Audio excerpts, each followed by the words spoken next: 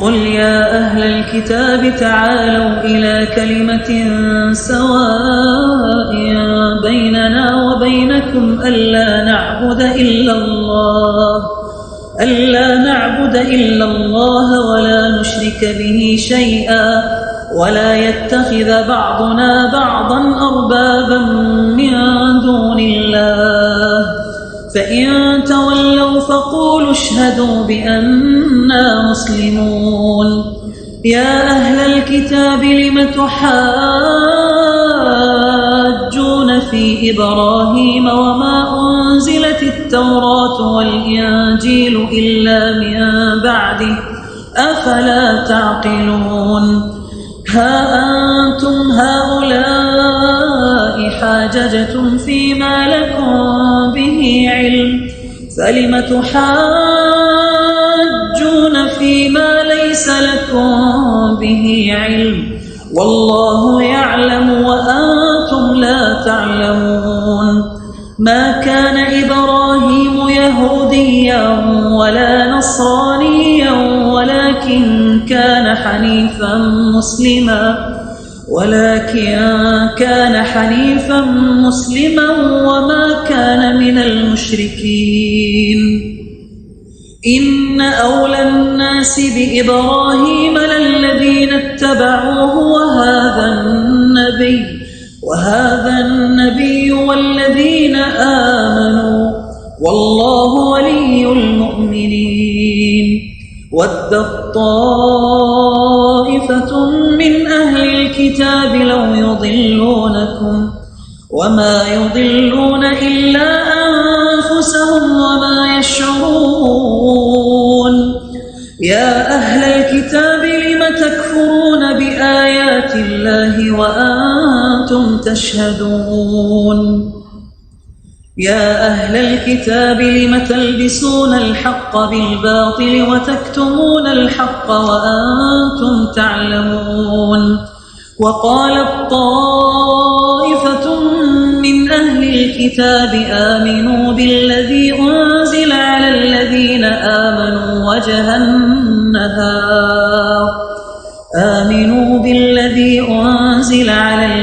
آمنوا وجه النهار واكفروا آخره لعلهم يرجعون ولا تؤمنوا إلا لمن تبع دينكم قل إن الهدى هدى الله أن يؤتى أحد مثل ما أوتيتم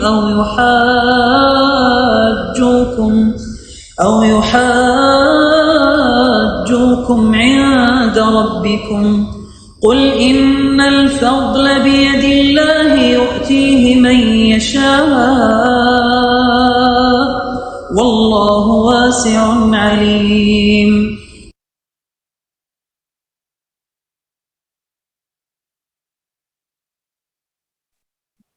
الله أكبر كبيرا والحمد لله كثيرا وسبحان الله بكرة وأصيلا. اللهم صل على محمد وعلى آل محمد كما صليت على إبراهيم وعلى آل إبراهيم إنك حميد مجيد. اللهم بارك على محمد وعلى آل محمد كما باركت على إبراهيم وعلى آل إبراهيم إنك حميد مجيد. رب اشرح لي صدري ويسر لي أمري واحلل عقدة من لساني يفقهوا قولي. اللهم أعنا على ذكرك وشكرك وحسن عبادتك. آمين يا رب العالمين. السلام عليكم ورحمة الله وبركاته. Alhamdulillah. So I welcome you all on behalf of our dear sister Kauthar, the one who has, alhamdulillah, encouraged us to come together and learn from Sister Farhat Zakir Naik on this platform. Of course, like this is the tradition in every conference, in every talk, everybody wants to know about the person they are going to listen to and get inspired from. So inshallah, I'll give you a small introduction of our sister Farhat Zakir Naik, and I will not take too much time because she is very busy, and alhamdulillah, We are thankful to Allah that she has taken out time for us. So she is Mrs. Farhat Naik, wife of Dr. Zakir Naik, the internationally renowned orator on Islam and comparative religion. Everybody knows him very well, alhamdulillah.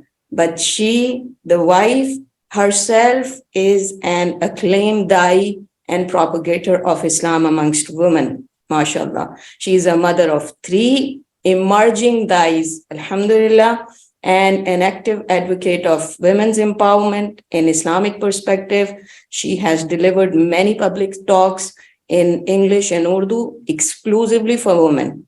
And she had many lecture tours around the world, including USA, Canada, UK, Italy, Saudi, UAE, Kuwait, Qatar, Bahrain, Australia, South Africa, Botswana, Gambia, Sri Lanka, Malaysia, Singapore, Indonesia, Trinidad, Mauritius, Maldives, and many other countries, besides delivering lectures in India.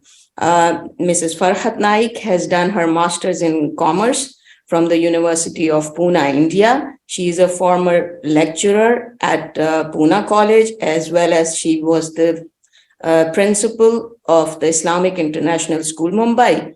And there she has also served as an Islamic trainer for teachers, parents, and students, along with the duty of being the principal, subhanallah. At present, she is occupied in Islamic Dawah activities. She is a strong believer in education for both the worlds, dunya and akhirah. Through her work, she emphasizes on the importance of a worldly education infused with the Islamic spirit for the Muslim youth, and thus she has inculcated Islamic perspective in modern primary and secondary education. Mrs. Farhat Naik has empowered Muslim women for all walks of life, guiding them to fulfill their true purpose and helping them rise above the challenges of today's world. More than just an orator, she has been a mentor, a teacher, a guide, and an inspiration to many, with the Quran and authentic hadith as her basis. She reminds Muslim women all the time of the important role they must play in society and urges them to leave behind a legacy of compassion, wisdom, and courage, an empowering legacy that will remain in the hearts and minds of generations to come. You see, this is a family, all 5 members, subhanallah, they are da'is. As it is said, that success of a man lies in the hands and sacrifices of a woman. She is, mashallah, the best example of it. And we are thankful to Allah subhanahu wa ta'ala for giving us this opportunity to learn from her extensive personal experience in the field of Dawah. And of course, every session must be having question answer sessions. That inshallah, she herself will tell us that she would like to take your questions in between or at the end. So I know you people are waiting to listen to her, not me. I go and I request her to please proceed with the talk. Barakallahu feekum.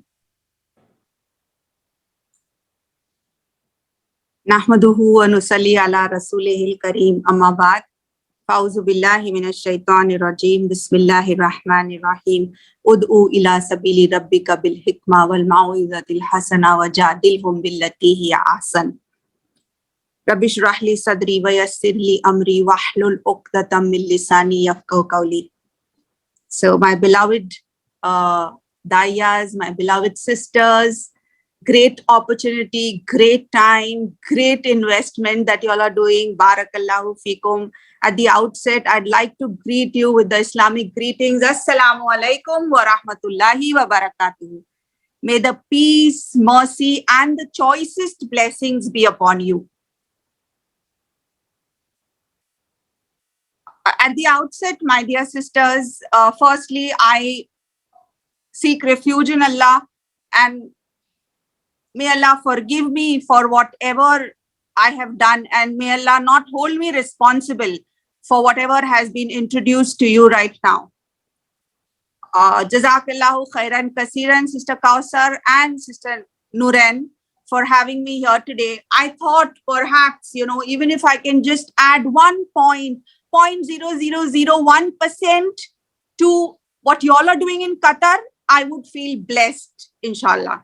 So I didn't want to lose out on any opportunity. I cannot be there on the ground there right now, but I thought perhaps, it's a great opportunity to be of any help, any use, anything that I can contribute through this workshop will be, will only add to my scales of hasanat, inshallah. So with that, my beloved sisters, at the outset, I really want to congratulate you all that it's like, kuan khud pyase ke paas aaya hai. Like the world has come down to Qatar. So the world has come to you now. So it's a great opportunity. We don't know whether you're going to meet all these people that you're meeting there right now on the ground, that you're going to meet them another time or not. But perhaps, inshallah, we pray, that we all definitely meet up in Jannah, inshallah, bi-iznillah, by the mercy and the grace of Allah subhanahu wa ta'ala, inshallah, inshallah. Ameen. So yes, my dear sisters, firstly, I'd request y'all, and I'd remind myself and y'all to set a startup intention, because that will set the emotions, as to how and why we are here. So if we can take a moment to purify our niyyah. We are here only for La ilaha illallah, right? Only to seek the pleasure of Allah. So after we are set on the same page, because right now we are in a sacred zone. Why do I say we are in a sacred zone? Because we are encircled, we are encompassed by the angels of Allah subhanahu wa ta'ala right now, because we are here for His cause. So we are encircled by the angels. We come on the same page, we purify our intentions, and we make a quick dua to Allah subhanahu wa ta'ala, that Allah use us for His deen. May Allah pour barakah on the tips of our tongue and in our hearts and into our entire system, so that when we speak, so that when we do the dawah with them, inshallah, inshallah, Allah open the hearts of our brothers and sisters in humanity. Allah open their minds, and Allah help them to absorb the message of peace, and may peace enter into their hearts, and may the deen of Allah enter into their hearts, inshallah. So we pray that Allah accepts that dua from us, inshallah. So, Sister Nuren, what I thought of is perhaps, I'll give an introduction of importance of dawah and a little bit of, how to go about doing, because we just have an hour, right? So what we can do is, first, I'll give you all the briefing, a little bit on methodology, how to go about, and then we can have a quick Q&A. Is that okay, Nuren? I suppose, inshallah, this is the best way to conduct this day, because this is the first day. They need to know the methodology, and alhamdulillah, you can definitely start with that. Barakallah. Okay. Inshallah, inshallah. So, Bismillahir Rahmanir Rahim. See, my dear sisters, Allah mentions in the glorious Quran in chapter number 3, verse number 110. Kuntum khaira ummatin ukhrijat linnasi ta'muruna bil ma'rufi wa tanhauna 'anil munkar wa tu'minuna billah. You are the best of people, evolved for mankind, enjoining what is right and forbidding what is wrong, and believing in Allah. So that is the reason why Allah subhanahu wa ta'ala has brought us here. And Allah calls us in this chapter number 3, verse number 110, Allah is calling us the best of people. Allah is calling us the best of ummah. And why are we the best of ummah? Why are we the best of ummah? Because we are the ones, Allah says, because of three things.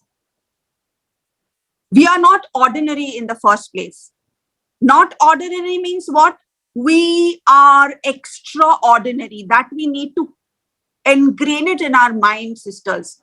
That when Allah has got me here on the ground in Qatar to do this work, I am not ordinary. I have been chosen, because everybody is not chosen, my beloved sisters. So it's like, I have the light and I have to spread it. It's like a bowl of shining light that I'm carrying. Wherever I go, it's bound to be lit up. That is how we as believers have to think, because Allah did not call any other community the best of community, but He's calling us Muslims the best of people. So when we are carrying light, when you carry light, what happens? When you lit up a room, what happens? Ignorance and darkness disappears, right? So that is what we are going to spread. That is what is meant, by this. And when we are saying believing in Allah, doing the right thing and forbidding the wrong thing, these are the three reasons why Allah is calling us the best of people. So first is the faith. Second is doing right, being an example to others to do right, having the power to see that right prevails. And the third is eschewing evil, or you can say abstaining from the wrong act, stopping the wrong act, being an example to others to eschew evil, and having the power to see that wrong is stopped and that injustice is defeated. Muslims therefore live not for ourselves, but for the khair of mankind. So when we say we are the best of people, it's like, Allah has given us those abilities, even all of us, my dear sisters. From amongst those who also feel that I'm really a good for nothing, and that's from the shaitan, because Allah has created us as such that He has put in something good in us. Each one of us has some talent or the other, some goodness or the other. It's upon us now that we beg to Allah, ask Allah, Allah, guide me to whatever is good in me so that I can find out my talent and I can use it for your cause. I can use it for the cause of the deen. So there's so much honor that has been given to us, my dear sisters. Now, every honor comes with a responsibility. Like we know, the teacher has an honor, but along with that is responsibility. Now, if we compare the teacher and the principal has got even more honor, but is even more responsible to it. So it's like the higher the honor, the more is the responsibility, right? But when we are saying, kuntum khayra ummatin ukhrijat linnas, this is for the people, for the general masses. We have been assigned this great honor for whom? So that we spread the khair, we spread the goodness amongst people. We help them, we bring them out from darkness to light.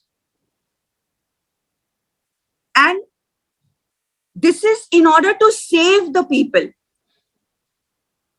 So the only reason why we are raised high, why we are inaugurated, why we have been evolved is, it's not to give us a superiority complex in any way whatsoever.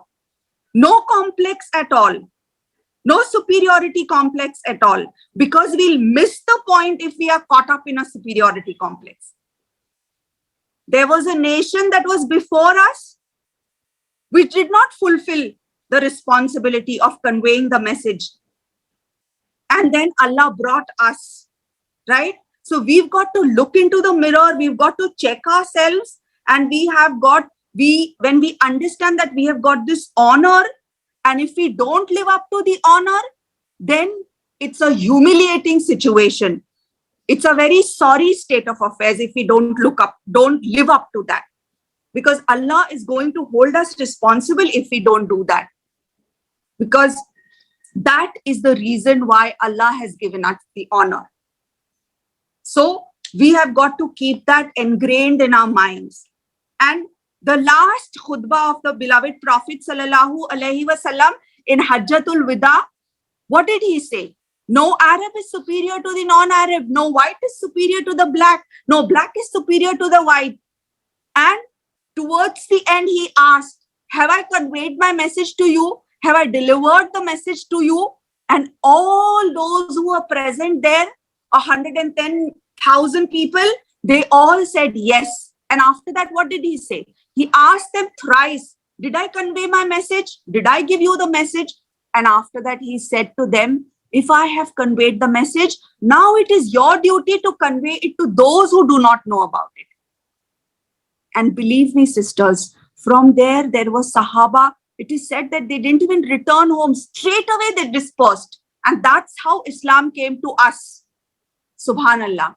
But because he said, now those who are not present here, you pass it on to the others.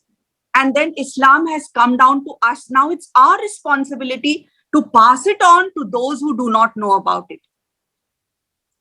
To pass it on to those who are not aware about it.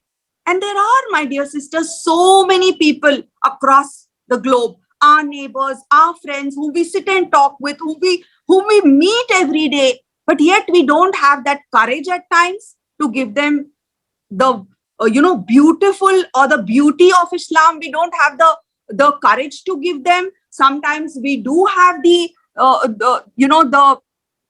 desire, but then we fear. So there are various reasons why this happens. We'll come to that later, inshallah. But like Allah says in chapter 2, verse number 143, that you are the ummate wasat. You are the middlemost ummah, justly balanced ummah between the two, between the prophets and the people. So it's like the Prophet sallallahu alaihi wasallam has conveyed the message to us. So on the day of judgment, it will be asked, didn't I convey the message to you? And then it will be told to us, and then we'll be a witness there. And everything will be open and clear. That you had to convey the message to them. Did you do it or not? So that is a big question, my dear sisters. It is such an honor just to be able to get that opportunity to be able to convey the message. And we should not be concerned, or our focus should not be the results. That results is in the hands of Allah subhanahu wa ta'ala. He is the one to decide, finally, whose heart is going to absorb the message of the deen. That is in the hands of Allah. Our job is to admonish. Our job is to convey the message in the best possible way. That is what we are expected to do. Right? Now, if I was to ask you, my dear sisters, is Dawah compulsory? What would you say? Any answers? Okay, Kehkasha is saying yes. Javaria is saying yes. Okay, is 5 times Salah compulsory? Yeah, quick yeses. Yes, Noreen, yes. Good job. So, immediately everybody is saying yes when I asked for Salah. What about fasting 30 days in the month of Ramadan? Is that compulsory? Yes. All of you all are saying yes, subhanallah. So when I ask you that is Dawah compulsory, why that reluctance? Of course it is compulsory, right? Of course it is a part of the farq thing. If I don't need to give you all the reference of Suratul Asr. I don't need to give you all the reference of Surah Tawbah, chapter number 9, verse number 24. Allah subhanahu wa ta'ala says, you have to convey the message. Well, and what happens if we don't do that? Allah says in chapter number 47, verse number 38, وَإِن تَتَوَلَّوْا يَسْتَبْدِلْ قَوْمًا غَيْرَكُمْ ثُمَّ لَا يَكُونُوا أَمْثَالَكُمْ. If then they don't do their job, Allah will substitute another people in their place, and they will not be like them. They will not be like us. Whoever Allah substitutes. Do we want that we should be substituted? Do we want that we should be wiped off? If we don't do our job, Allah's cause will not suffer, my dear sisters. Better men then will uphold the torch of Islam. But it is we who will suffer, right? Allah does not need us. He will replace us with better people. And those people will not be so timid, so stingy, so half-hearted, so cowardly. But we will have to bear the dire consequences. We will have to bear the brunt. So we have to make hay while the sun shines, right? We have to make hay while the sun shines. Now is the opportunity you're getting, subhanallah. So, tie your seat belts, great, and just jump into it to do your best, whatever you can, inshallah. And by the way, I just want to tell you this very, very strong hadith of the beloved Prophet sallallahu alaihi wasallam, where he said, by the one in whose hand is my soul, either you command good and forbid evil, or Allah will soon send upon you a punishment from Him. Then you will call upon Him, but He will not respond to you. Understood, my dear sisters? This strong hadith where the Prophet sallallahu alaihi wasallam clearly said that, you must enjoin what is right and forbid what is wrong, or else a time will come that you call upon Allah and Allah will not respond to you. And my dear sisters, isn't it so often that we hear that sisters complain that why is our dua not being accepted? So now we go to the root cause of why duas are not accepted.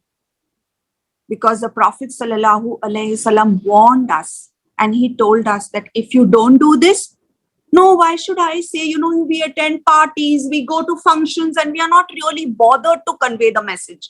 Why? Because we feel I have to gel in, I don't have to say, I don't have to voice out, it's okay, they are my relatives, I don't have to say anything. Subhanallah. But then Allah is saying, then what will happen is, if we are not going to do dawah and islah, Allah subhanahu wa ta'ala will not respond to our duas. And by the way, you all know what's the difference between Islah and Dawah, right? So I don't need to go into the details of that. What about the difference between Islah and Dawah, my dear sisters? Are you all aware? So should I push off without explaining? Okay. Yes, the main difference between Dawah and Islah. When you correct your own Muslim brothers and sisters, what is the term we use when I'm correcting my brother and sister, or I'm trying to rectify, to correct, to improve, to guide? That is Islah. Yes. But what is the meaning of the term Dawah? Dawah means, the Urdu word dawat. The moment you hear the word dawat, what comes to your mind? It's a huge, lavish dinner or a lunch that you have called someone upon. Yeah, the biryanis and the whatever, the harisas and all that, calling people to eat. It's an invitation, yes. So dawah is actually an invitation, but an invitation to the deenul haq, to the religion of peace, to the deen of Islam. That is what is dawah. So when we deal with our Muslim brothers and sisters, we call it Islah. When we are doing it with the brothers and sisters in humanity at large, we call it Dawah. So now the purpose of this particular workshop, this particular time that we are having, Biiznillah, is to guide people, is to get people closer to our deen. We want to go out of our way to set the best example, inshallah, so that Allah makes it worthwhile, the deen enters into the hearts of the people who are there for FIFA, inshallah. Yes. So, my dear sisters, Allah mentions in, coming to the methodology of Dawah, because there's so much about the topic. But if we have to concisely put everything, because you're already on the field, alhamdulillah, gracefully Allah has bestowed, that honor of you being there, giving the message of Allah right away. So we want to know what is the best methodology. The Quran speaks of a master key for Dawah, my dear sisters. The Quran speaks of the master key for Dawah. Does anybody have any idea which is the master key that the Quran presents?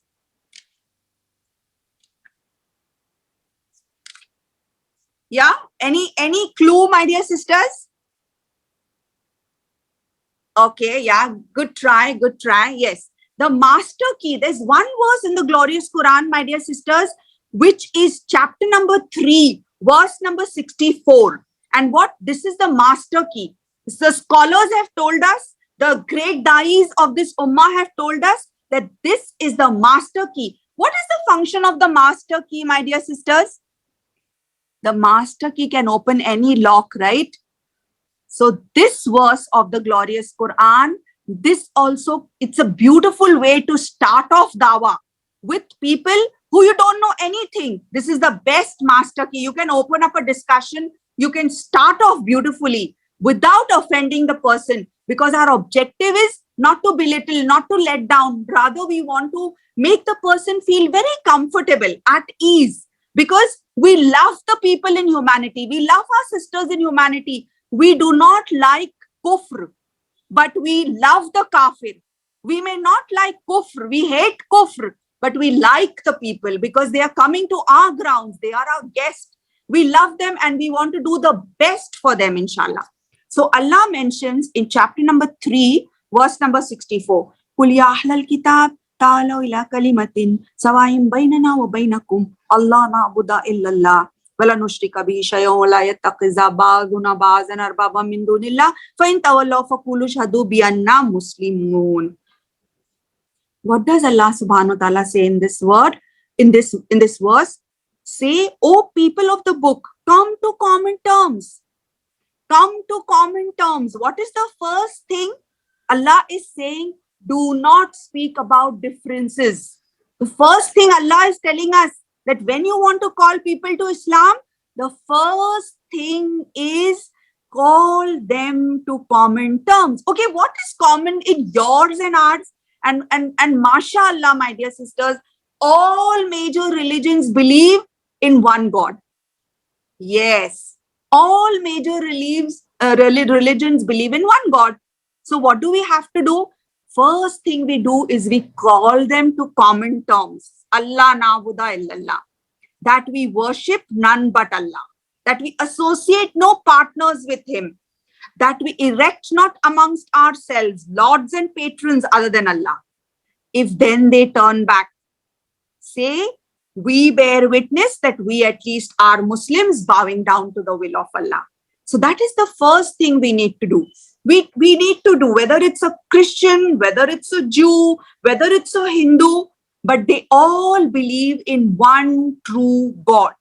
So we tell them, what is it that is similar in your religion? And what is it that's similar? Come, let's come to common terms first. So you also believe in one God, even I believe in one God. That's how first we establish strength on the base of universal base of unity of Allah subhanahu wa ta'ala. And then we move on to the other things. That is the first basic thing that we speak to them, right? That is what we have to explain to them. And then if they come up with other things, but do not speak about the differences, because if we sit and we discuss the differences, it is going to draw us even more apart. So that is the master key to Dawah, right? Now, how are we supposed to do this? Again, Quran gives us a beautiful formula of how to do Dawah. Any idea? Anybody here who would tell me how What is one beautiful verse in the glorious Quran which speaks of, how we are supposed to do it? The methodology, the beautiful way in which we are supposed to convey is mentioned. Yes, very good with wisdom, Shireen. Allah mentions in chapter number 16, verse number 125, Allah says, Ud'u ila sabili rabbika bil hikmah wal mau'izatil hasana wajadilhum billati hiya ahsan. So we've got to do it in the best possible way.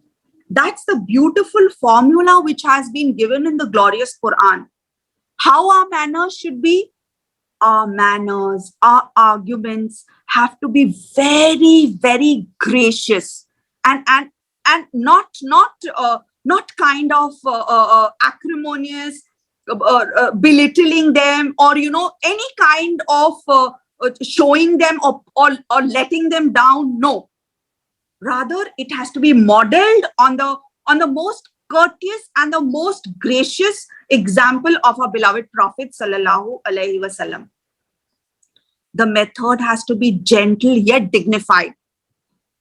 It has to be considerate, such that it expresses concern, it expresses care, and would attract the attention of the receiver.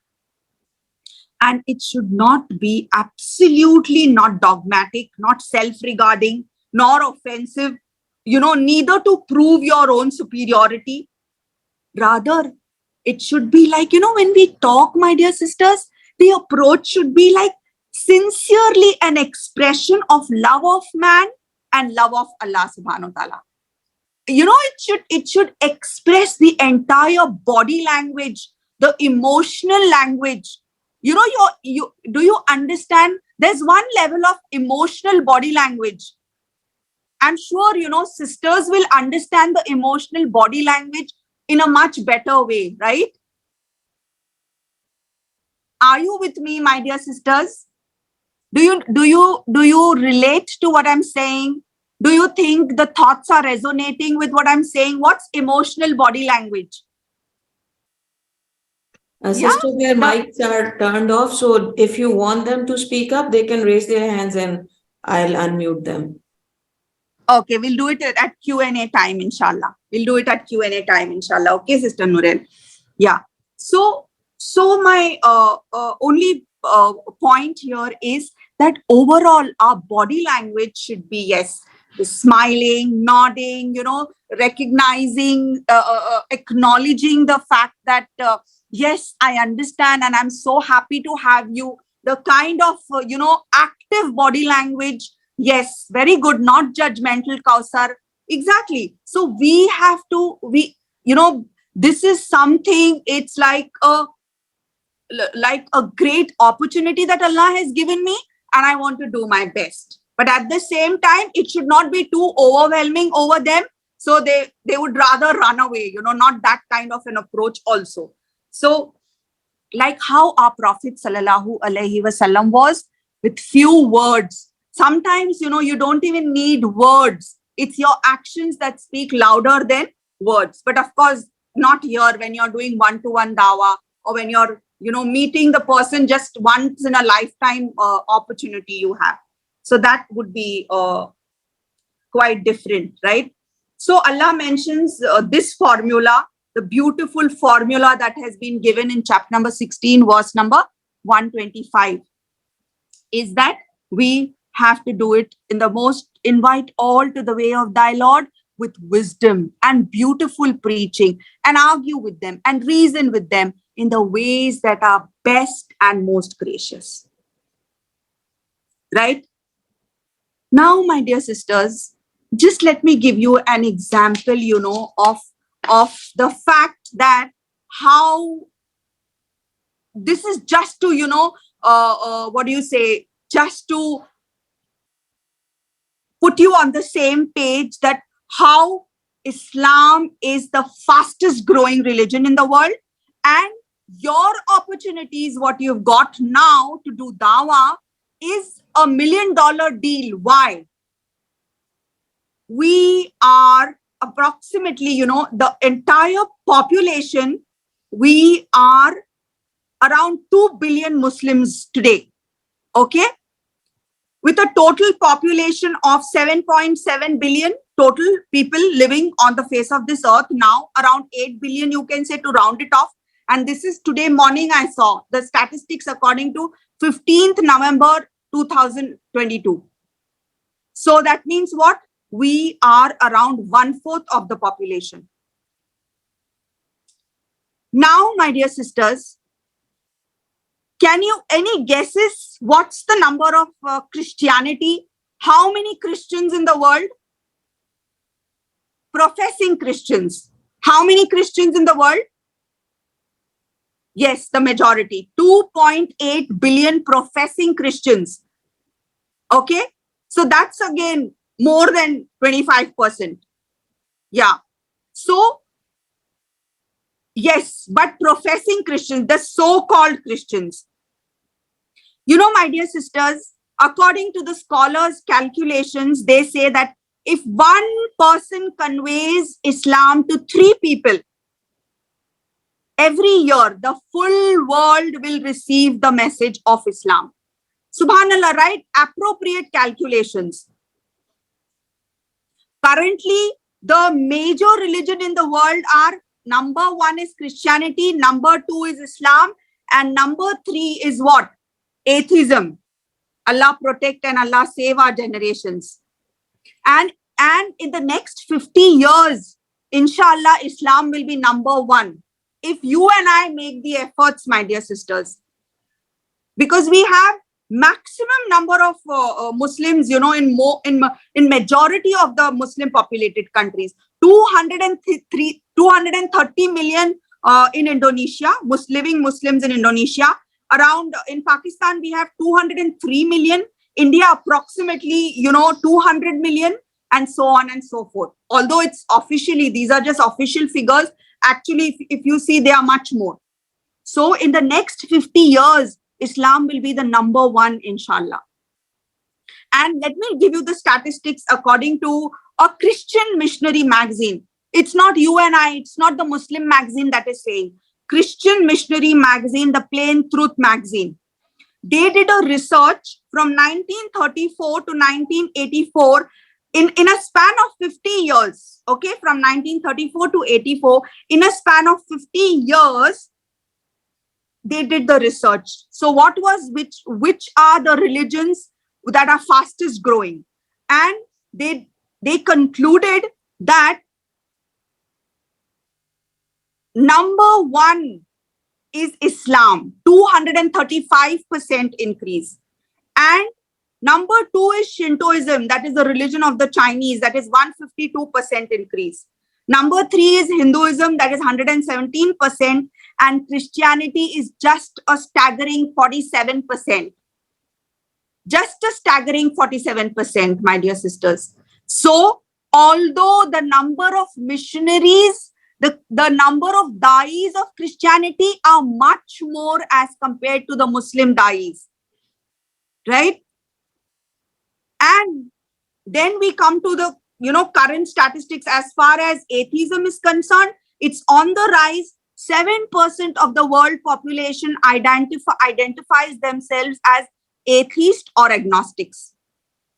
That is approximate, if it's like 450 to 500 million people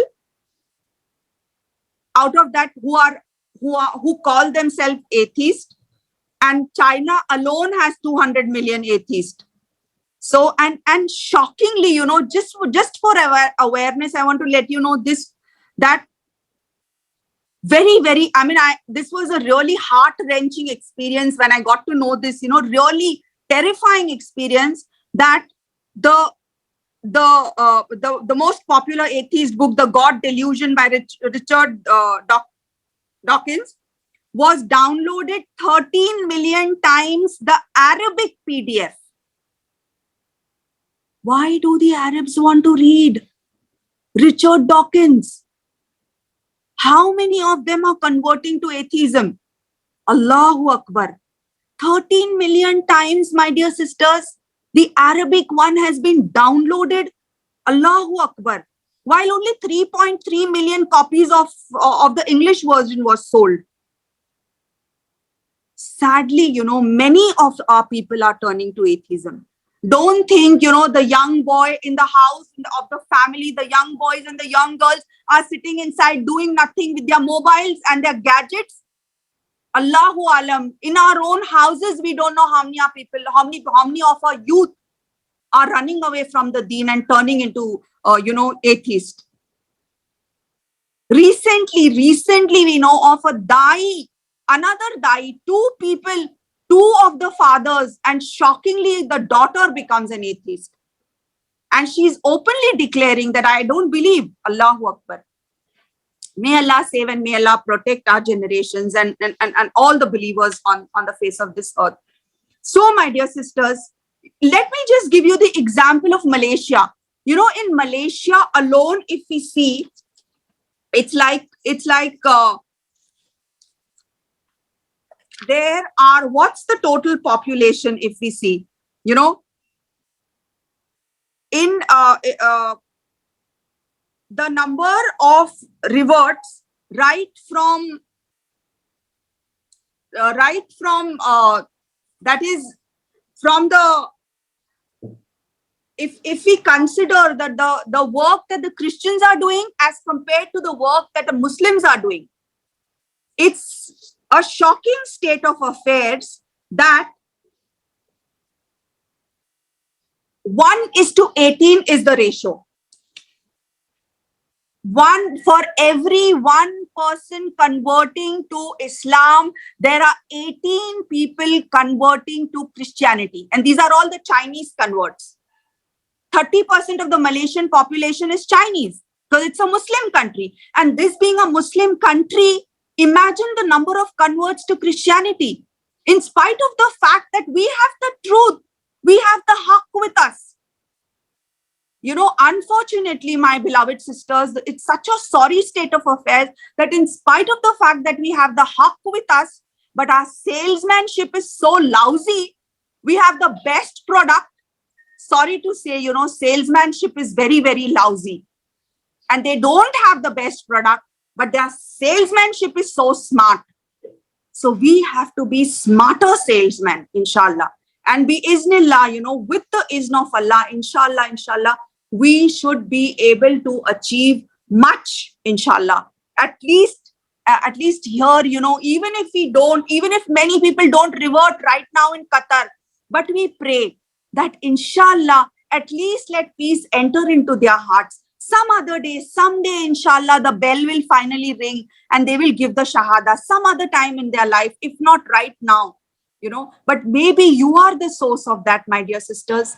And imagine on the day of judgment, your plight and your pleasure and how elated you would be if you come to know that those red camels and that Allah is pleased with you because you were the one who initially gave that one message to that disbeliever, to who did not know about Islam. Imagine you were the one who spread that light. Barakallahu fikum. May Allah make us of those, inshallah.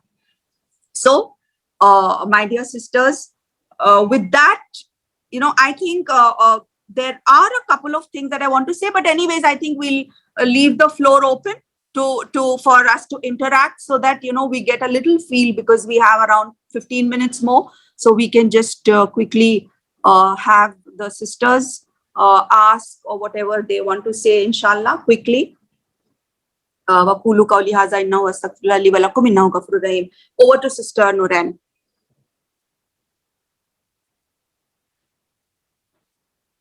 جزاك الله خيرا كثيرا يا معلمة يا أختي. So far I have understood that inshallah the first step which we must follow is to ask anyone, those who believe in God, we should be discussing the similarities and from there we can take the talk on, inshallah. And it has to be done with the hikmah. So those things also, inshallah, you will be doing in next day. Inshallah. Probably you're going to, inshallah, highlight those. So sisters, now sister is with us for next 10 to 12 minutes. Please raise your hands. And one by one, I will turn on your mics and you can ask your questions or share your thoughts. It's better if you are focused on Dawah related questions only. Jazakallah khairan kathira.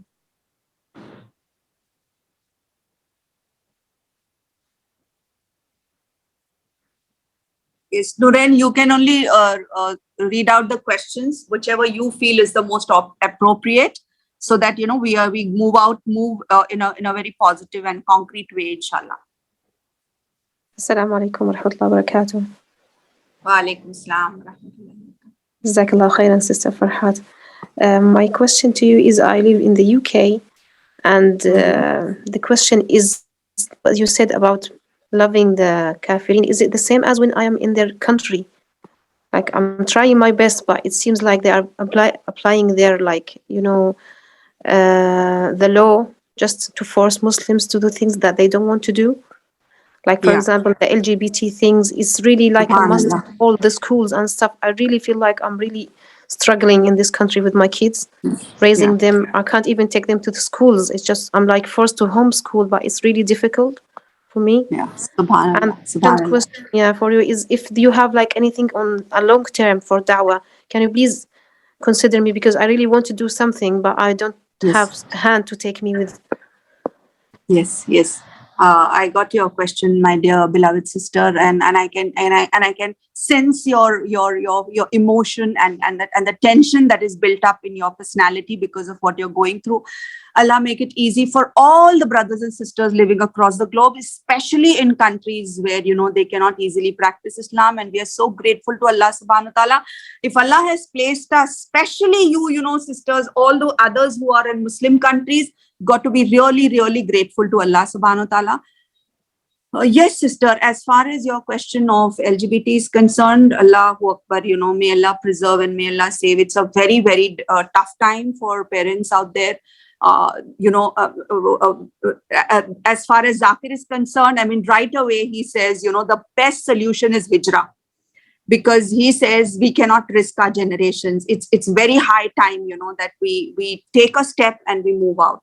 But of course, for everyone, that's not easy. But when you are there, what I meant when I said, in a way that you ought to love them, because what happens is, in the process of Dawah, there's a lot of enmity and hatred that is built up over the time when people don't understand, people don't listen. So that is something which we cannot. So we are meant to hate kufr, but not the kafir.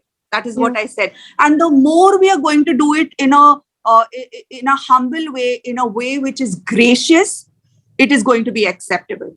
We do not have any rights, even if they behave like that. They are not our teachers.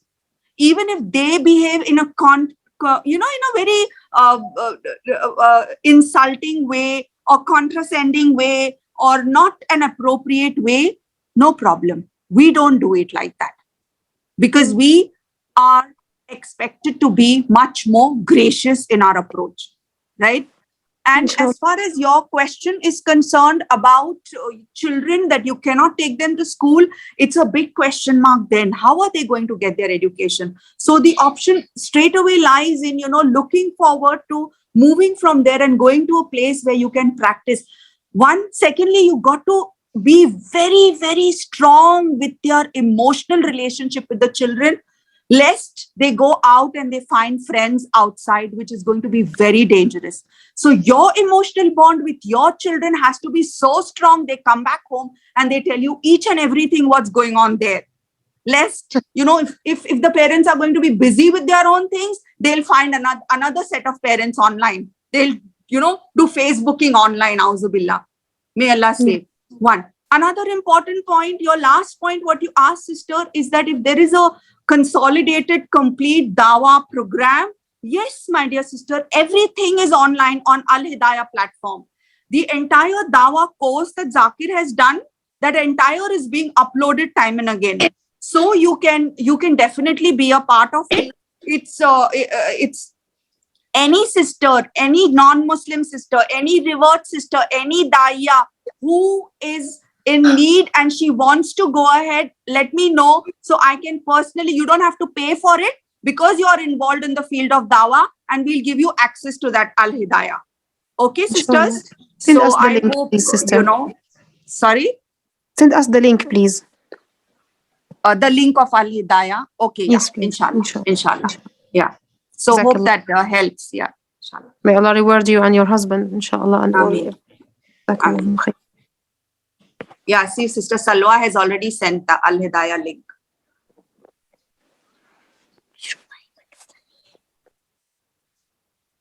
Or maybe have the next one, Sister.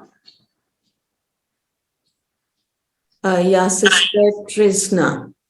Okay, so Sister Nooryn, I did not mention to any one of my groups about this meeting. I thought it was just confined to only the dais, but Allahumma barik, there's so many sisters who have joined in. Barakallahu fikum.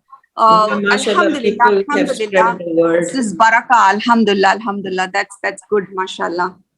So Sister Trishna, Sister Trishna will ask the question, and those sisters who have raised their hands, but I know that they had been part of your workshops, I'm not giving them chance first. Okay. First, the ones who are new, let them. Sorry to those sisters. I hope you won't mind. Inshallah. Ya, Assalamualaikum warahmatullahi wabarakatuh. Waalaikumsalam warahmatullahi wabarakatuh. My name is Krishna and I'm from Indonesia. So I would like to ask about the da'wah that you say is compulsory. If it is compulsory, then do I have to do the da'wah, like going out and then ask people to Islam?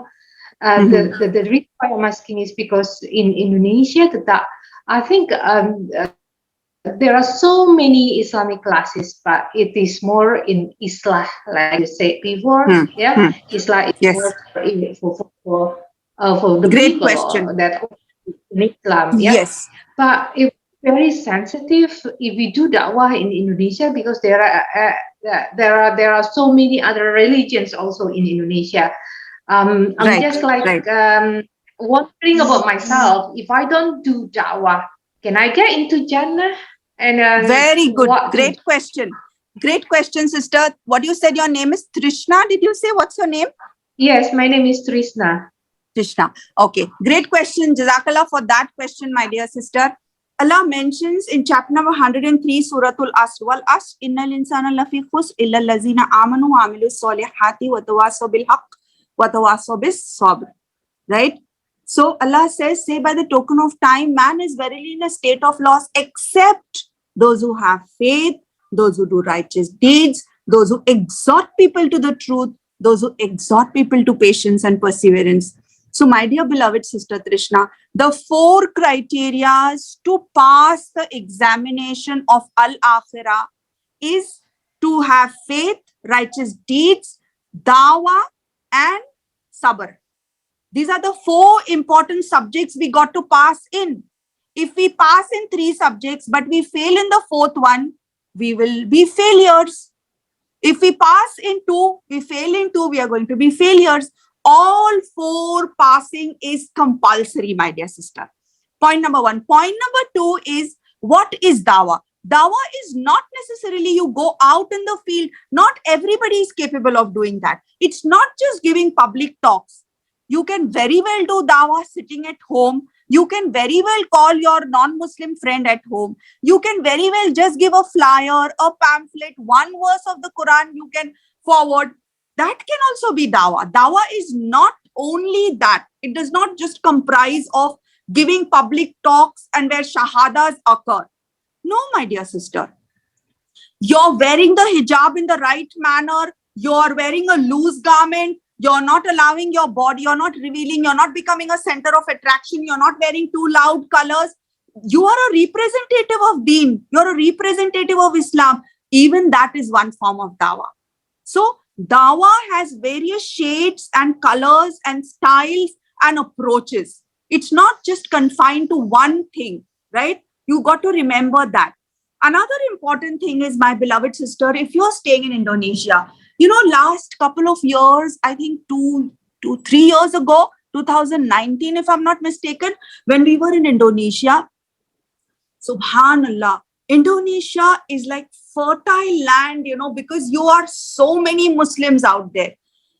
You have to be very, very strong. Unfortunately, our generations are being literally, wiped off, literally, snatched away, the sons and daughters into Christianity. It's so common out there. I mean, every Q&A that Zakir had, it was at least 2-3 questions. My father is a Christian or my mother is a Christian. And I am just a Muslim, but I'm living a Christian life. Auzu billah. So there's so much work to be done, my dear sister. Everybody has to get involved in it. How can we think, that like how salah is farz, like how fasting is farz, some part or the other you got to take responsibility of. Just, what you can do is, my dear sister, it's not that difficult. You don't, all of us don't have to just be the kind of calling ourselves the perfect dais. Only when I become like Sheikh Didat, I'm going to do, or only when I become like Dr. Zakir, I'm going to do. No, that's not the approach. Ballighu anni wala aya, propagate even if you know one verse. And we all know Qul huwallahu ahad. And no problem, my dear sister, no problem, even if you don't know a great deal of it. Our attitude is very important. Our overall approach is very important. Even if you don't know much about Dawah, your attitude will invite the barakah. The fact that you feel, I am the light, I am a part of the khaira ummah, I have to leave an impact. I will be good. I'll be righteous. I'll live up to my word. I will never lie. Even on the streets, when I see something wrong happening, I'll try to improve. I'll take care of the elderly. I'll give a seat, to somebody who's standing if the person is elderly. Dawah is, so many different ways it can be done. So it's very important, my dear sister, because we are the example of light, khaira ummah. We have to leave an impact wherever we are. Like you're literally carrying a light of bowl, a bowl of light. So wherever you go, automatically it's going to spread. The light is going to spread there, inshallah. So the approach is important, my dear sisters. The attitude is very, very important. And some basics, if we know, and no problem if you don't know the answer, say, I'm very sorry, my dear sister. Tomorrow I'll find out. I don't know the answer that you have asked. I'll find out tomorrow. Come back home, do your homework, do your little bit of research. Every moment spent on this research is also an investment. You're going to be rewarded for it, inshallah. That will bring barakah into your life. And then next day, go and tell her the answer. Again, she asks something else. Again, you don't know. Come back home, say, I'm very sorry. I don't know this particular answer, sister. I'll come back tomorrow. Go on Google, do your research. Go back and answer to that sister. Each one of us have to do it, my dear sisters. Right?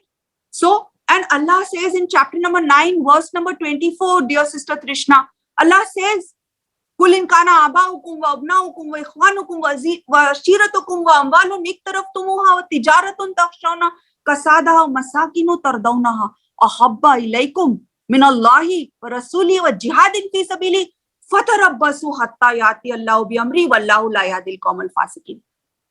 So, say whether it be for your fathers, for your brothers, for your relatives, for the wealth that you have amassed, for the dwellings in which you fear a decline. 8 things Allah has put in. And Allah says, if you love all these things more than Allah, His Rasul, and doing jihad in Allah's way, then Allah says, you wait. Wait until Allah brings about His destruction unto you. And Allah guides not the rebellious transgressors. Allah guides not the rebellious people.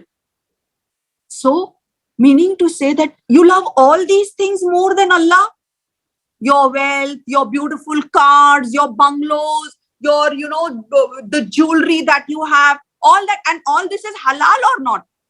Is it halal or not, my dear sisters? All this, loving your father, loving your spouse, loving your brother, loving your sister, loving your children, loving the homes that it's natural. It is good. We have to love, right? But Allah is saying, if it exceeds, if it is more than the love for Allah, His Rasul, and doing jihad in Allah's way, if it's more than the love for all these 3, then Allah says, you wait. And this wait is actually the genius of the Arabic language. It actually means you rather buck up. You know, when we use the word wait, like for instance, you know, when for example, an English teacher is asking you to look out for a word in the dictionary. When she says look out for a word in the dictionary, does it mean looking out of the dictionary or into the dictionary? That's the genius of the English language, right? Similarly, fatarabbasu is the genius of the Arabic language. It means wait, means you rather buck up. You rather do your task before Allah brings about His destruction unto you. So, my dear sisters, it's a great misunderstanding if we are thinking that Dawah is not compulsory. And that is why, you know, imagine if the earlier generation thought Dawah is not compulsory, then what would have happened? Would Islam come to us? If on the Hajjatul Wida, when the Prophet ﷺ asked, have I conveyed my message to you? And what did they all say? They said, Labbaik. Yes, O Prophet of Allah. And then after that, what did they do? They went to the king of Persia, to Alexandria, to the Heraclius. They went to all the people and they gave the message of Islam, isn't it? But now we have stopped. And because we have stopped, the other isms are taking up their jobs and they are doing it. And they do it with a lot of affection. Lord loves you. And we don't speak of love. We become haram police everywhere. So they become more, their product seems so nice. Jesus will forgive you for all the sins. Right?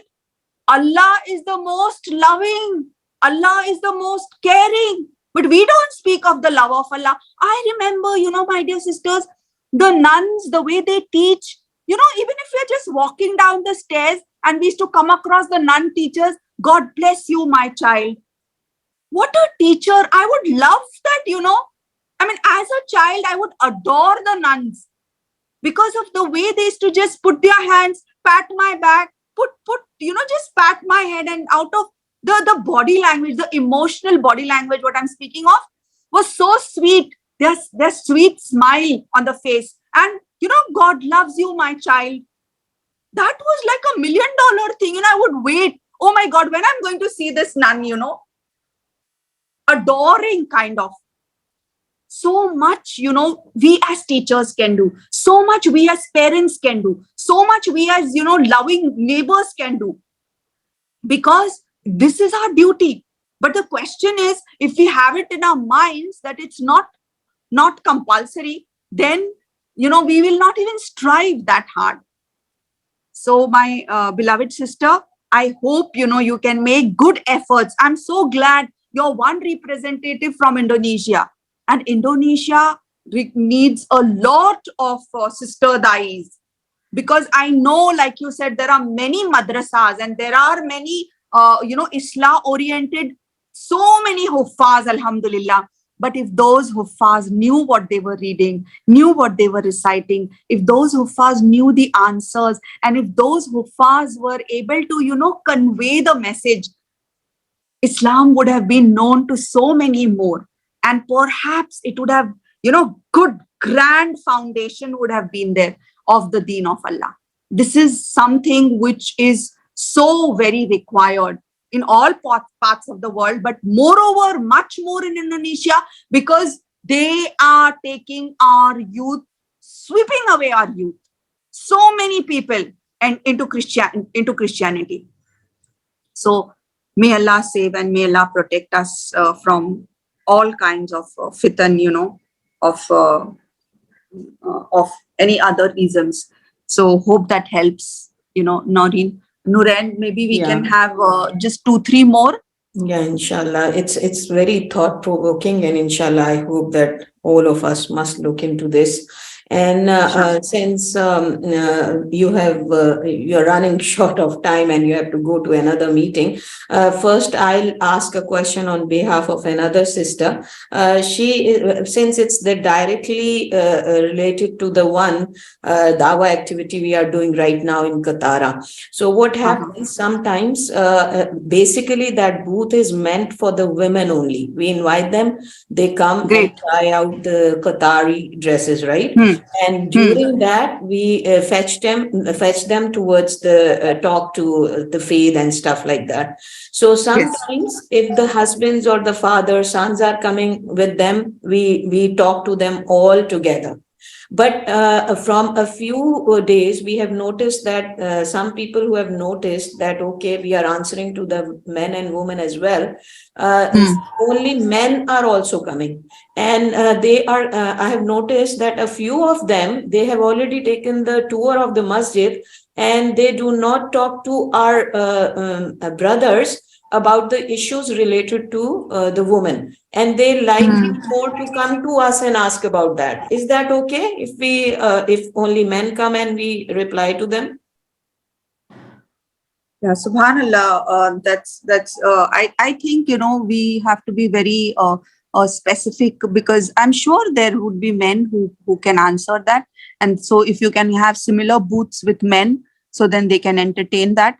Because and if they want to know the women perspective, like if they are so keen only to know from women, then in that case, I think, only the elderly ladies, like maybe there could be 2 elderly, very qualified ladies who could answer that, because we don't want another fitan to take place.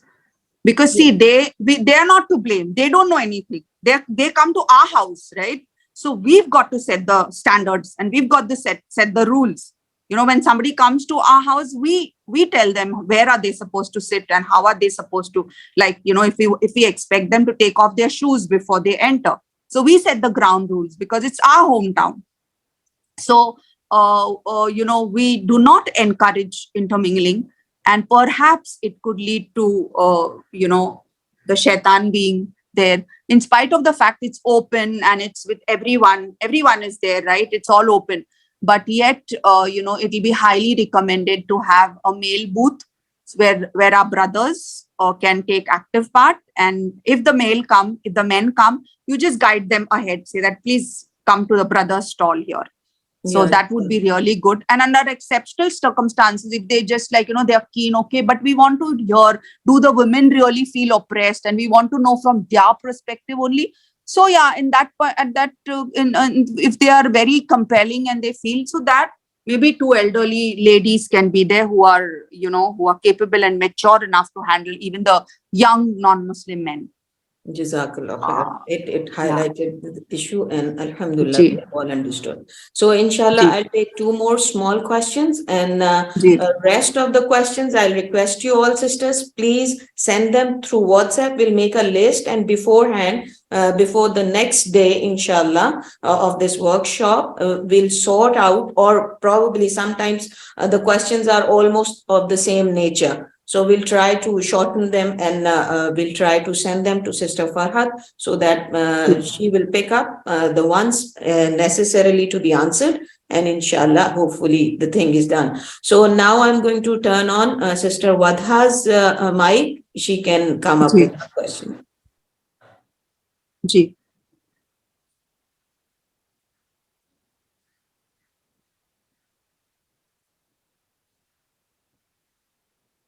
Yes, Sister Wadha. Sister Wadha, there is a request coming. Please press that. Okay, the sisters want the WhatsApp number, they are saying. So if you can share the Effective Muslimah link with them on Nuren. So anybody who wants to join, I'm sure you may have done it earlier also. If they are all from your group, so you can just share it later also maybe. Inshallah, Sister Nuren will share it with you all, dear sisters. I think there is something wrong with Sister Wadha's mic, so I have turned on Kehkishan Farooq's. Okay. Assalamu alaikum wa rahmatullahi wa barakatuh. Wa alaikum salam. Welcome, Kehkishan. Yes, sister, I want to ask about that. The ladies come to the mosque, they have different kind of questions. And at the end, they say all religions are same. They show the respect to parents, everything, all are same. But we want to tell them that these are not actually same. Islam is different. How we enhance our Islam by saying few words to tell us. And other thing, they ask about Shia and Sunni. This one lady asked me about Shia and Sunni, that why these Muslims are about Shia and Sunni. Then I try to I didn't answer properly. I focus on saying God is one and Muhammad is last prophet. This is the basic thing. You tell me that I answer them in a way so that they convince and it's more effective. Yes, yes. So see, first question of your, my dear sister, is that, all religions teach us the same thing. So what's so what's the point? Like, so then it's like a conclusion that, okay, you stay in your religion, I stay in mine. That's what is the conclusion then. So what you do, my dear sister, is that you call her aside, sit one-to-one, and then you explain to her, okay, really, do you think so? All are the same? Okay, can you tell me what's the solution to rape, for example, or what's the solution to, so many girls are being, teased, Eve teased, or so many girls are being, not respected. So what's the solution in Hinduism for that? Or what's the solution in whatever she must be? You ask her the solution.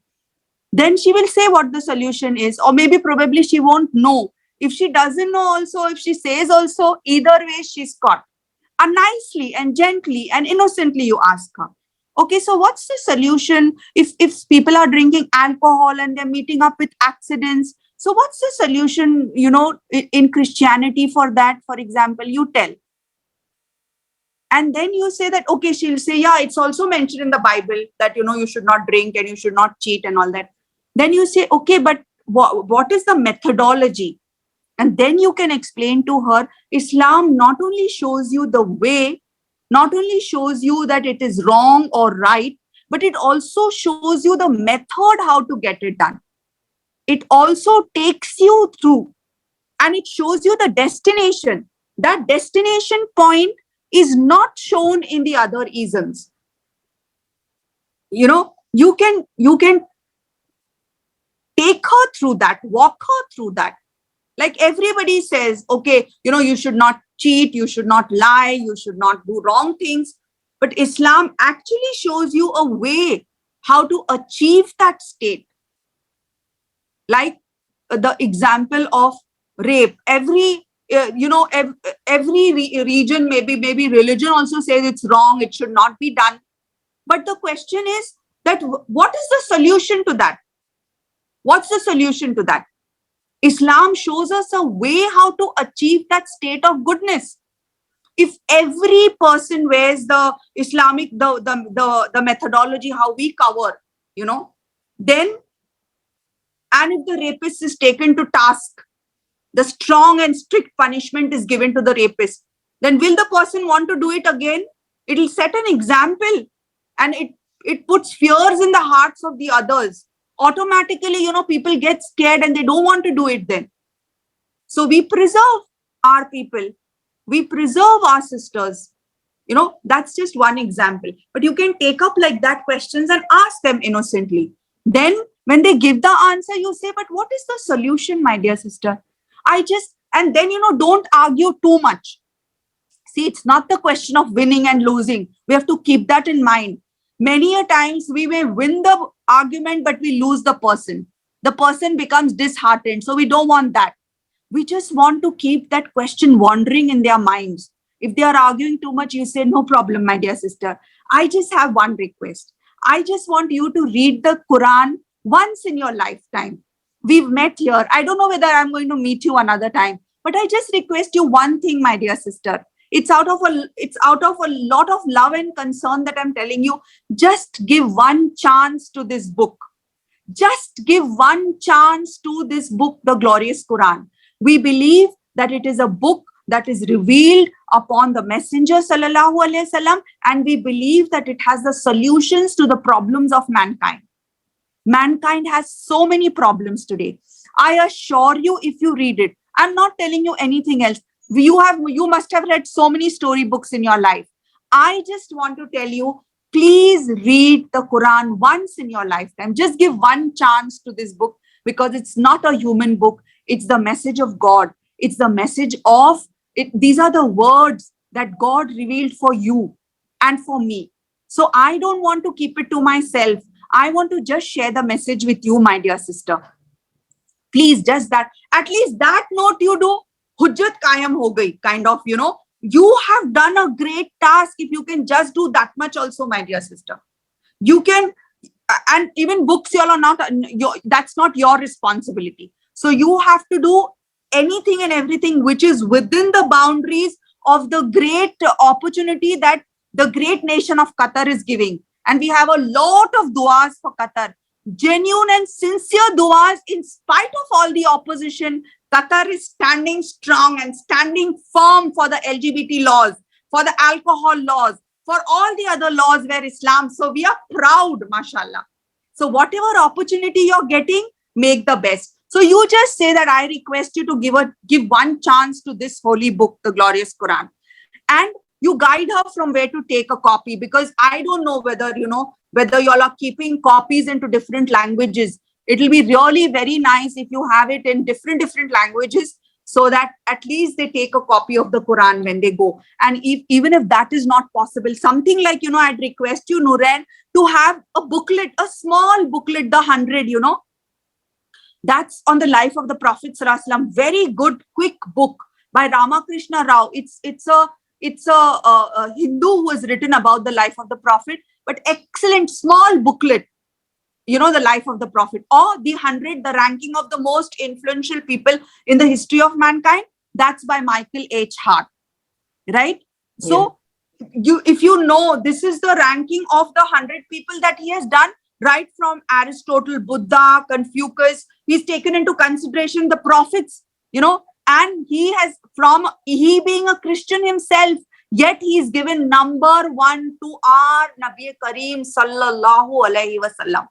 Subhanallah, right? So you can just keep that book. That's such an eye opener, just give that booklet to the sister, that see, this is something which will, help her to at least, yes, the 100, the ranking of the most influential people in the history of mankind. And he being a Christian, he's given number 3 to Isa alayhi salam.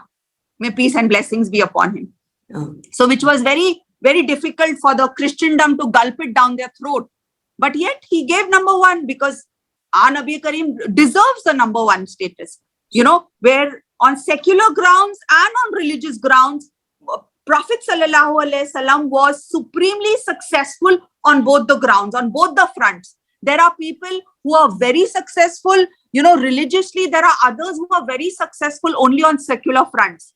But he said that Prophet Muhammad sallallahu alaihi wasallam is the only person, only leader who is supremely successful both together. Subhanallah. So you can give that. And you can give a copy of the glorious Quran. Of course, you can guide them towards where they can get that, because you don't have to do that, right? Sister, actually, it's my mistake. I did not mention that earlier. This sister's booth is a part of the bigger project. That is the Masjid Tour project. So the Blue Mosque at Katara, very well. Golden Mosque and Blue Mosque, both the mosques in Katara, they have all the material with them. And we are not able to hand out anything. So we have been told not to give anything, only the material they have kept, and they have the copies of Quran in all languages, and alhamdulillah, different other brochures and booklets as well. So whoever they want to give, according to their questions and queries, they are handing out such material. This message is especially for the ladies who are working in Katara booth. We are not allowed to give away anything to anyone. No problem. We have to leave up on them. For other sisters, their advice is beautiful, and of course they can take the advantage of that, inshallah. Yes. And if you are not allowed, there is khair in that, because they know it's better to give official material, because anybody of us cannot just give. It's better that they tell us what material has to be given, because if it's coming official, that will be much better, inshallah, and that will be much more organized. So that's good step. As far as they've given something, that's important. Right? So now Sister Wadha will ask a question, and I think it would be the last one, because if Sister you have more time, then inshallah we can continue as long as possible. But what do you say? How much more time are you available? Yeah, maybe 10 minutes more. Maybe one more question last, inshallah. Okay. And also for the next one, Noren, would Monday be okay, or you want it earlier than that? So inshallah, I'll discuss with Sister Kauthar and we'll let you know. Fine. Is that okay? Sure. Okay, Yeah, Sister Wadha, ask your question, please. So if we are left with some time, then inshallah we'll take another question. Otherwise, I am apologizing already. No problem at all.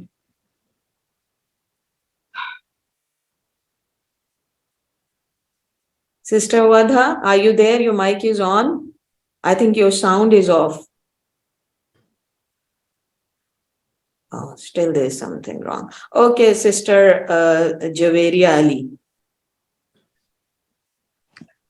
Assalamu alaikum warahmatullahi wabarakatuh. Jazakallah khairan. It was a very enlightening session. I have two questions. One is, when you're talking about, like, when you're giving dawah, you need to find the common ground. But when you go to atheism, like atheist people, and you just talk to them, what is the common ground for them? Because they don't believe in the God. They believe in the mother nature and other stuff. So what is the common ground for them when you talk to those people? Because I have noticed even our own ummah, the young generation, is very easily they becoming atheists, as you also mentioned. So that's, I think that's also dawah for them too. And the other things was in Qatar, I know it's very difficult to do dawah because it has to be from some official body. You cannot just go and give, as sister mentioned as well. So in that scenario, if we are sitting in a home and we try to give dawah to somebody, what can we do? Should we do some social media? Like how can we do that? Yes, my dear sister, let me answer your second question first. So in which you're saying, what can we do sitting at home?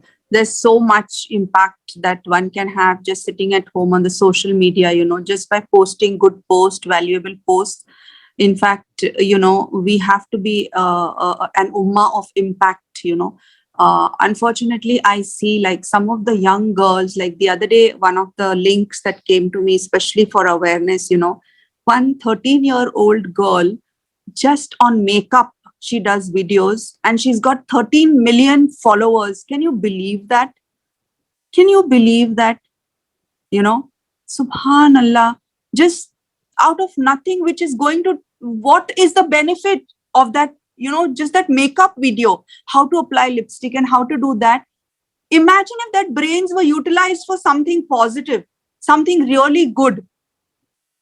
So we have to be, an ummah of impact.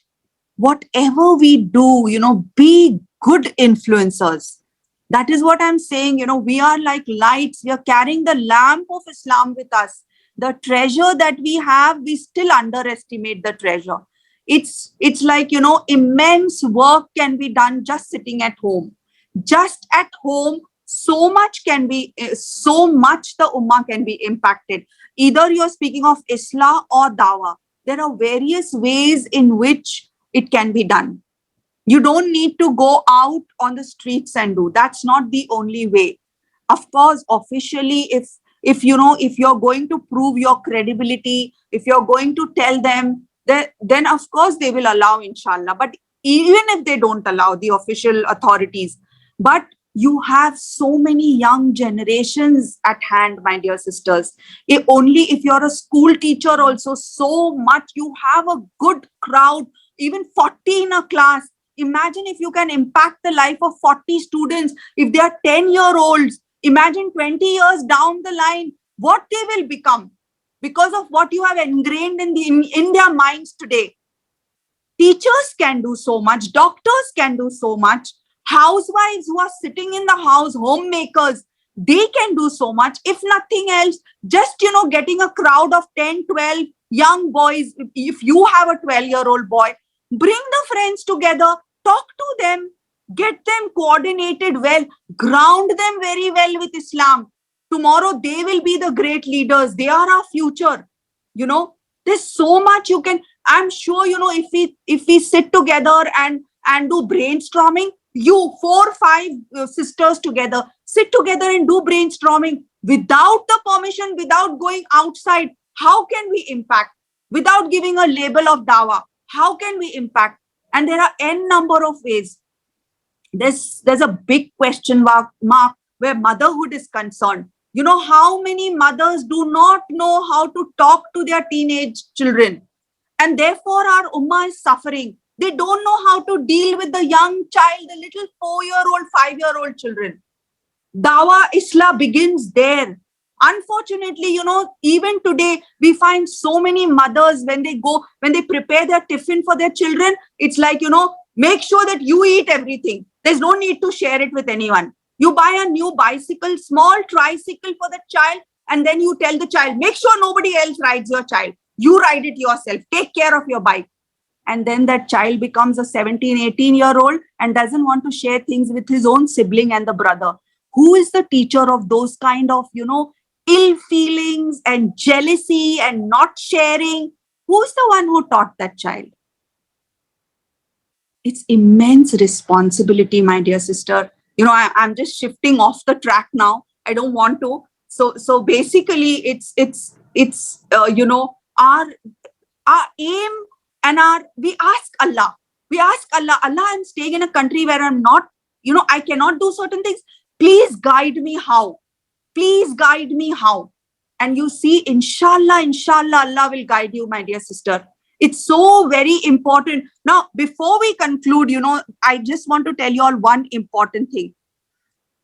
Before we do dawah, all these sisters who are going to be on the streets of Qatar doing dawah with the FIFA people, my dear sisters, I want to ask you one thing, that is, you have to build a strong relationship with Allah. And I want to leave you with this important point. Of course, like Sister Nooryn said, just one last question we'll entertain. After that, I'll have to push off. Sorry. But this one point I want to leave you with before, this is one, like you can say, like a takeaway thing. If nothing else you have heard in the whole, program today, this one thing, if you can take away home, is that build a strong relationship with Allah. Before we go on the streets to do dawah, my dear sister, if I was to ask you, how many of you really prayed in your tahajjud salah today? Last night, how many of you really asked Allah, make me effective? I'm going for your cause, Allah. Make me somebody, who is able to get your deen across. How many of you prayed today in tahajjud salah? How many of you plugged in the tahajjud button, the dua button? Rather, the tawbah button. So we have to be firm with ourselves. We cannot pour from an empty cup, my dear sisters. We've got to recharge every day ourselves. And the longer we bow down in sujood, in tahajjud, the stronger we are able to fill ourselves.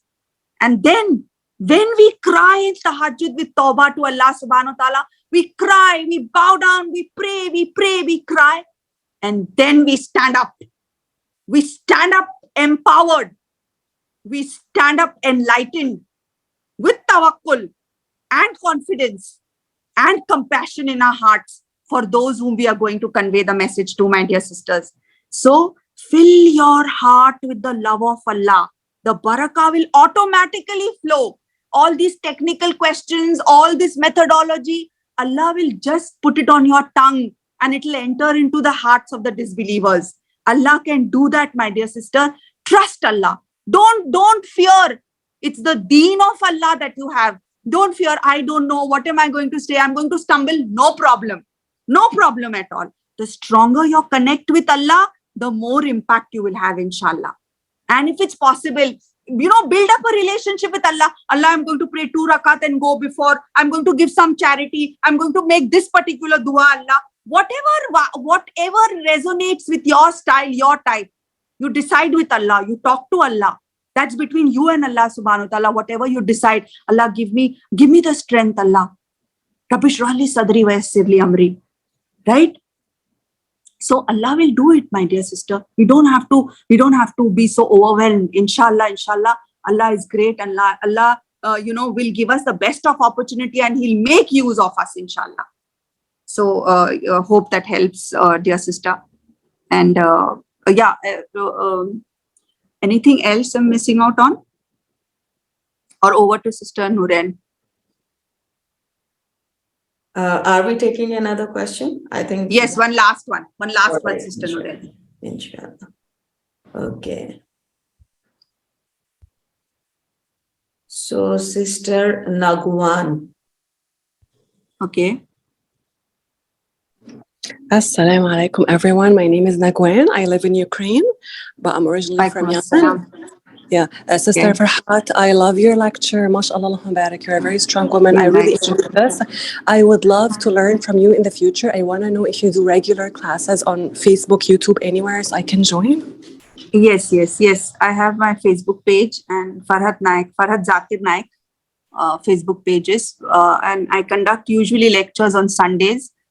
Presently, I am doing Suratul Kahf, inshallah. So you're most welcome, my dear sister. May Allah accept it from all of us.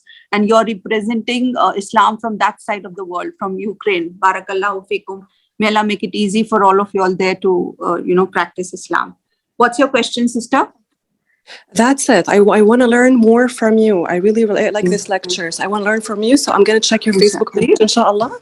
Inshallah, yeah. You can join us I have WhatsApp group and Telegram group, so you can be a part of it so that you're notified every time we have sessions, inshallah. Okay, but how can I reach the WhatsApp group and the Telegram group? Because so far... Sister, are you in Sister Nooran's group? So I am not in Sister Nooran's group, no. Okay, so... Sister, you will share all the links with me, and inshallah I will share in the groups we have shared this message, and whatever the source you have got to know about today's session, inshallah it will reach you through that. So you can pursue that person that if they have got like messages, and inshallah you can be part of that. All right, perfect. Thank you so much. Barakallahu feekum. Oh, yeah. So can I take the last question, Sister Nazia's? Okay. Because it's the only one left. Yes. Okay, they are saying better to share here. Let me see if I can share it, Nooran. I think I do have it here in this phone. Let me just get you. That will give them peace of mind, because many of them are saying that it's probably we are not able to get another. So inshallah it's going to be good. Just 1 minute, Sister Nazia, because she is trying to send the links right away. Fine.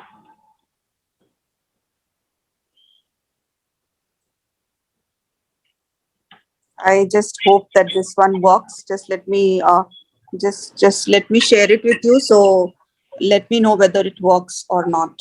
Okay. Just 1 sec. The chats. I put me here.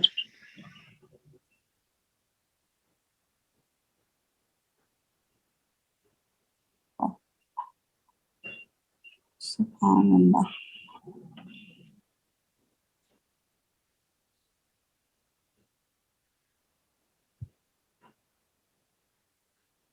Okay, this is the Telegram group, and let me also share with you the effective Muslimah.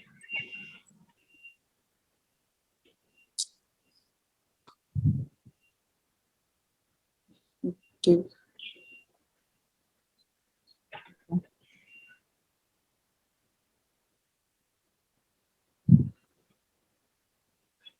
I think you need to make a new group for them because all of them are already effective Muslim groups are alhamdulillah full. Is it?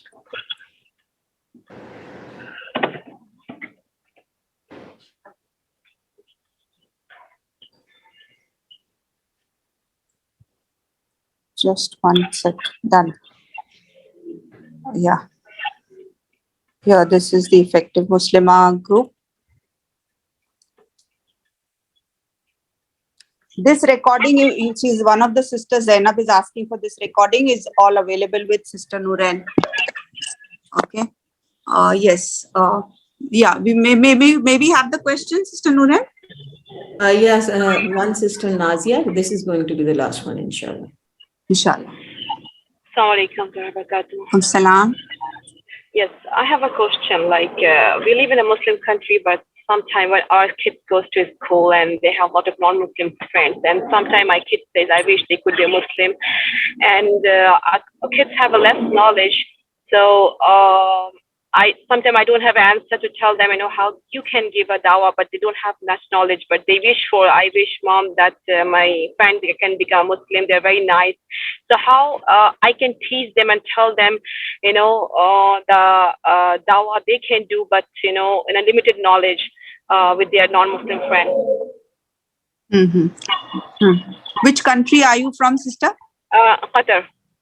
Mashallah. Okay. Yeah. But for for those who are, have a lot of non-Muslim friends, they can, in fact, there's a lot of grounding that's required at home for the children. If they are well equipped, inshallah, they'll be confident. And seeing their confidence, inshallah, that will also speak a lot, to the non-Muslims. But the basic lessons of Tawheed, how to go about, all that is there in the Dawah course. But, there are many who have done even how to do it with the children. What should be the approach of the children? If there are some on YouTube also, if you can take down, I think Ustad Tim Humble has done it especially for the 7-8-year-old children, how they are supposed to be taught and how do they convey it to their friends. He has done that. So if you can look out for that, basic Islamic teaching, along with that he has done this series also. And besides that, there are quite a few other groups, WhatsApp groups and other groups who are also doing this.